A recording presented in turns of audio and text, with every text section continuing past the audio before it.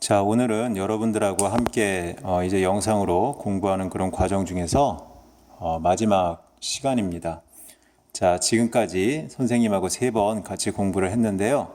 자, 마지막 시간이라서 그런지 선생님도 더 긴장이 되는 마음입니다.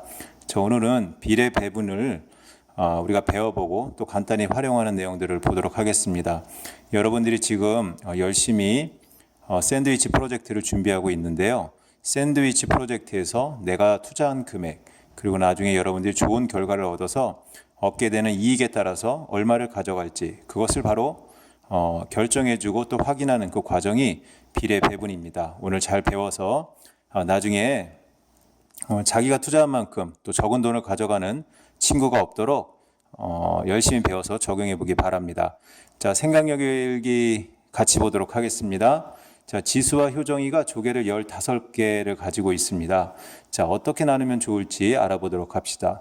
자, 지수와 효정이가 조개를 1대2의 비율로 나누어 가진다고 했습니다. 자, 아래표를 보니까 자, 지수가 만약에 조개를 하나 가지게 되면 효정이는 2개를 가지게 되는 것이죠. 자, 이와 같이 모든 조개의 수가 15개가 될 때까지 선생님이 앞에 이제 조개 대신 바둑알을 나눴는데요. 자, 이렇게 계산해 보는 겁니다. 자, 이번에는 지수가 2개를 갖게 되면 효정이는 당연히 1대2의 비기 때문에 2개를 더 가져서 4개가 되게 되죠. 자, 3개가 되면 효정이는 6개가 되겠죠. 이와 같은 식으로 4개가 되면 자, 몇 개가 되죠? 자, 10개가 됐습니다. 자, 5개가 되면 미안합니다. 4개 때 8개가 되고요. 자, 5개가 되면 10개가 됐죠. 자, 여기 보면은 전체 개수가 10개, 5개, 15개가 됐습니다. 그리고 효정이가 1개일 때, 지수가 1개일 때 효정이는 2개, 1대2의 비율로 점점 더 그 개수는 많아지지만 그 비는 일정한 것을 볼 수가 있습니다. 자, 이렇게 볼 때 조개 15개를 1대1로 나누어 가지면 자, 여러분 방금 본 것처럼 지수가 5개, 효정이가 10개를 가지게 됩니다. 자, 두 번째, 이번에는 15개인데요.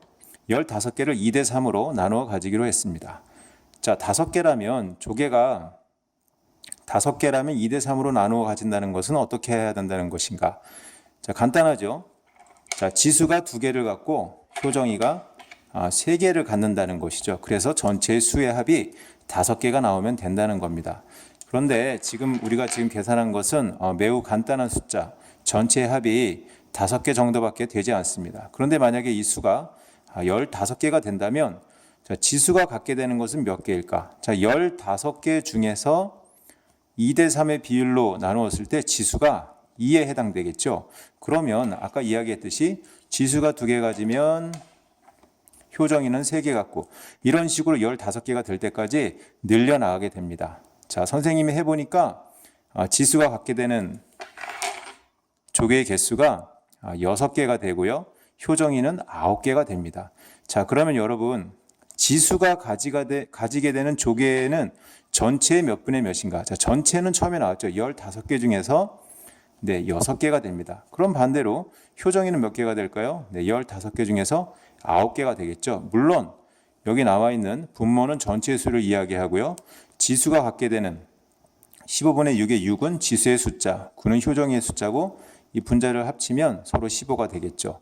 자, 이제 지금까지는 작은 수 10과 15 또는 그보다 작은 수에 대해서 우리가 일정한 비에 따라서 나누는 그런 내용을 알아보았습니다.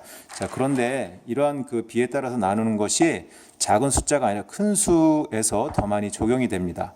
특별히 여러분들이 샌드위치 프로젝트에서 내가 투자한 금액에 대한 이익금을 나눠 가질 때 내가 얼마를 가져야 되는지 그런 큰 수에 적용이 되게 됩니다. 자, 그럼 어떻게 적용할 것인가 이제 정확하게 알아보도록 하겠습니다.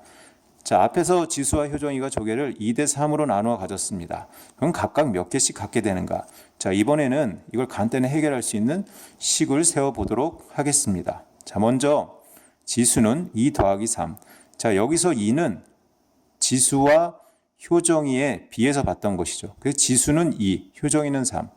이 비에 있는 전항과 후항을 더하게 됩니다. 그래서 5분의 2가 되죠. 자, 이것은 쉽게 이야기하면 전체 5개 중에서 2개는 지수의 몫이다. 이런 뜻이고요. 자, 효정이도 마찬가지입니다. 2 더하기 3, 즉 효정이는 전체 5개 중에서 3개였죠. 자, 이와 같이 나타낼 수가 있습니다. 자, 그럼 여러분 2대 3을 전항과 후항의 합을 분모로 하는 분수의 비로 나타내 보시오. 지금 우리가 방금 했던 것처럼 자, 지수는 5분의 2 그리고 효정이는 5분의 3이 되겠죠. 물론 분모가 같을 때는 분자끼리 비로 표현할 수도 있습니다. 자, 이번에는 조개의 개수가 처음에는 15개였다가 또 5개였다가 다시 15개였지만 이제는 그거의 2배가 되는 30개가 되었습니다. 숫자가 점점점 커지고 있죠. 자, 2대 3으로 나눠 가지면 어떻게 갖게 되는지 이제 식을 세워서 알아보도록 하겠습니다. 우리가 수학에서 가장 많이 사용하는 그 계산식 중에 하나가 일정한 양이 있을 때 이 중에서 얼마를 내가 가져갔다, 사용했다, 얼마만큼이 내 것이다 할 때는 우리가 곱셈의 식을 사용합니다. 예를 들어서 A만큼의 양이 있는데 이 중에서 내가 7분의 3만큼 가져갔다. 그러면 이 양의 7분의 3을 곱해주면 내가 사용한 양이 됩니다. 반대로 A라는 양에 대해서 내가 7분의 3만큼 사용하거나 가져갔는데 사용하지 않거나 또는 가져가지 않은 양이 얼마냐? 그럴 경우엔 7분의 나머지 4를 곱해주면 금세 그 양을 구할 수가 있습니다. 그런데 여러분 이 식에서는 우리가 방금 보았지만 지수 같은 경우는 전체 30개 중에서 자, 아까 분모가 얼마였죠? 지수에 대한 것이 5분의 2였죠? 네, 맞습니다.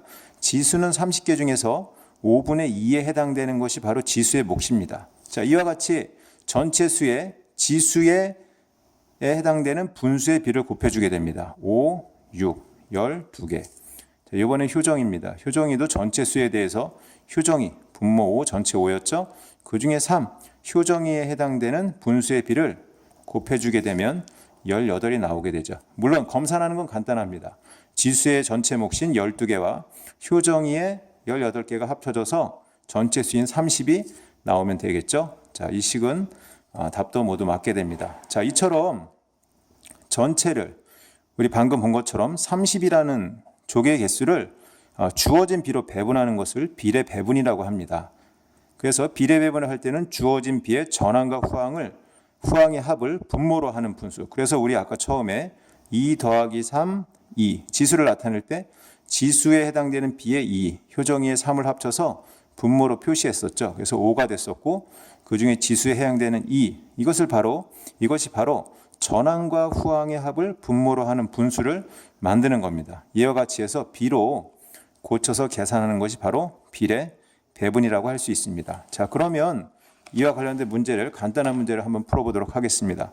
자, 이번에는 지수가 3이고 효정이가 4가 됐네요. 자, 그리고 전체 수가 35입니다. 자, 지수에 해당되는 것을 구해보도록 하겠습니다. 자, 분모 어떻게 되죠? 네, 전항과 후항을 더하게 되죠. 3 더하기 4. 그 중에 지수에 해당되는 것 3. 여기에다 전체 수를 곱하게 됩니다. 조금씩을 간단하게 하겠습니다. 자, 3 더하기 4 7분의 3 곱하기 35. 7, 5, 35. 자, 15가 되겠죠. 자, 지수가 15개. 물론 전체 35개 중에 지수가 15개이기 때문에 효정이는 20개. 이렇게 알 수도 있지만 이 식이 틀릴 수 있기 때문에 효정이 것도 구해보도록 하겠습니다. 자, 효정이도 똑같이 분모는 똑같이 되겠죠. 3 더하기 4 중에 효정이에 해당되는 거 4.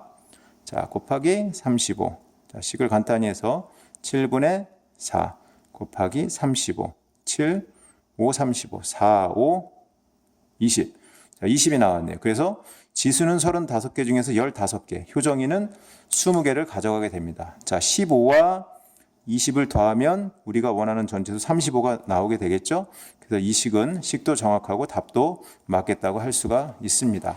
자, 이와 같이 전체 수에 대해서 일정한 비로 전항이 얼만큼, 후항이 얼만큼 나눠 갖는 것을 우리가 비례배분이라고 하고요. 선생님이 교과서를 보니까 문제가 뒤쪽에 하나 있던데요. 같이 보도록 할까요? 몇 쪽에 있더라. 자, 8쪽에 보게 되면요. 57쪽에 보게 되면 8번 문제가 있습니다. 자, 15,000원짜리 케이크가 있어요. 그런데 형과 동생이 3대 2로 나누어서 돈을 내려고 합니다. 자, 숫자는 아까 30, 15에서 15,000원으로 커졌지만 계산하는 식은 매우 간단합니다. 자, 형 대 동생이 3대 2가 되겠죠. 자, 만약에 형이 얼마가 내야 되는지 구하게 된다면 3 더하기 2 중에 형에 해당되는 목 3 곱하기 15,000원 하면 쉽게 구할 수가 있습니다. 자, 동생은 어떻게 될까요? 동생도 마찬가지죠. 3 더하기 2에 동생에 해당되는 B2 곱하기 15,000원. 자, 선생님이 답은 직접 구하지 않고 이와 같이 식을 써줬는데요. 답은 여러분들이 구해보도록 하겠습니다.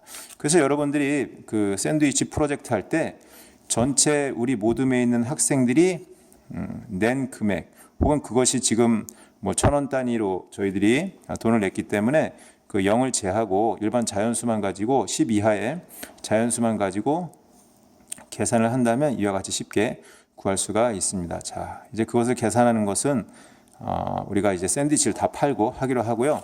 선생님이 이야기를 들어보니까 바로 그날 우리가 모둠 활동을 하고 계획을 세웠던 그날 당일에 여기저기 시장 조사를 해서 이미 재료를 구입한 친구들이 있습니다. 지금이 목요일 오후인데요. 여러분들이 금요일 또는 토요일 날 주말에 각종 마트에서 세일을 많이 합니다. 잘 살펴보고 여러분들이 발품을 파는 만큼 좋은 제품을 싸게 구입할 수가 있고요. 또 동생들에게 지금부터 홍보하지 않으면 손님을 빼앗기게 되겠죠.